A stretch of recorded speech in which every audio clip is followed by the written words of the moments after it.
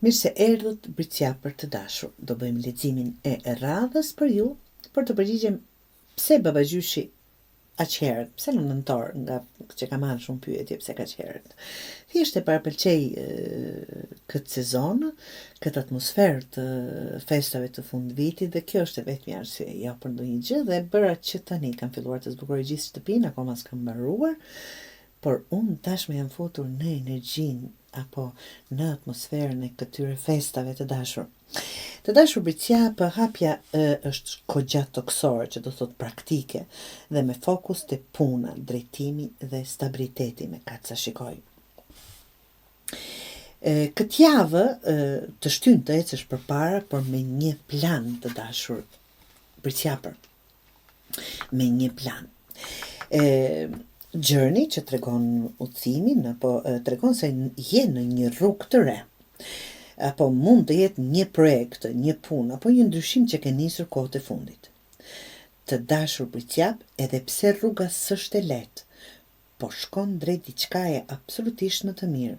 Mos u kthe pas vetëm sepse je lodhur apo nuk po duken ashtu siç do dëshiroje gjërat. Treta ajrit tregon flet për përqendrim dhe mësim nga përvoja. Nëse diçka s'ka dalë siç doje, mos e quaj dështim Britqap, quaj e përvojë. Kjo është java për të analizuar dhe për të përmirësuar mënyrën se si vepron. Si mendon, si i qasesh gjërave. Kjo është një mësim për të gjithë Britqapërit. Emocionet, letra tjetër, që të kujton të mbash balancën mes ndjenjave dhe arsyes. Mos lejo që emocionet të largojnë nga qëllimi të dashur Britqapër. Nëse duhet të marrësh një vendim, mendoje me kokë të ftohtë dhe mos vepro me nxitim. Në punë, mos merr personalisht çdo gjë. Absolutisht, askush nuk e ka personale. Gjithkush apo secili ka një interes të vetin aty. Apo për çfarëdo që të bëhet fjalë. Shikoj faktet të dashur Britqapër. Dhe është fundi i bukur i javës. Shikoni këtu, mund të marrësh një lajm super të mirë, një mundësi, ose thjesht të ndjesh që puna jote po shpërblehet.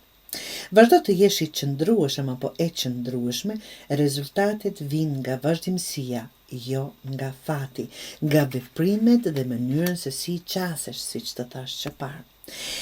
Mos u ngut pra për të arritur çdo gjë me një herë.